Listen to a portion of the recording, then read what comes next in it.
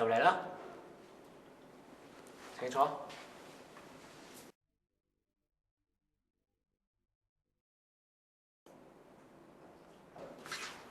你可唔可以講下你對自己嘅事業發展有咩期望啊？死啦，冇諗過喎！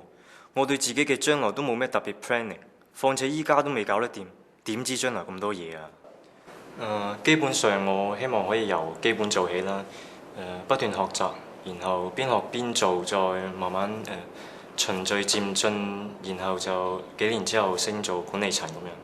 究竟實質具體計劃係咩先？想由呢個 post 直升到管理層，我諗你都喺度打死一世工就差唔多。咁我除咗工作之外，夜晚一直都有讀啲 part time course， 不斷 upgrade 自己。我自己讀緊 retail management。咁喺年尾我會考埋張 cert， 我希望對份工會有幫助，同埋以後晉升都會有幫助。咁3年之後又點樣嘅呢？其實你會想你嘅工作會做緊啲乜嘢啊？同埋你想喺呢間公司度做緊咩職位咁樣呢？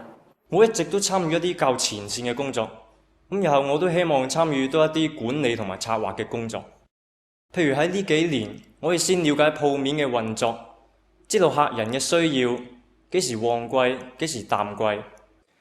旺季嘅時候就可以知道點樣去促銷，而淡季嘅時候又可以知道點樣去執翻另外 display 去吸引多啲客嚟睇。其實有咗呢一啲基本嘅認識之後，咁樣我日後就可以參與多一啲決策性嘅工作。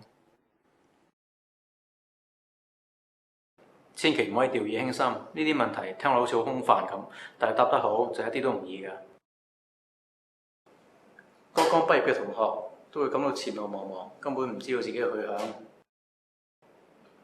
而做咗1-2年嘢嘅在職人士，可能仲揾緊自己嘅理想職業，根本就唔知入邊一行。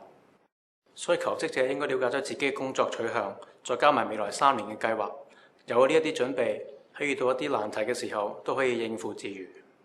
咁樣 interviewer 會覺得你同其他求職者唔同，做事好有條理，識得 plan ahead，印象分自然會大大增加。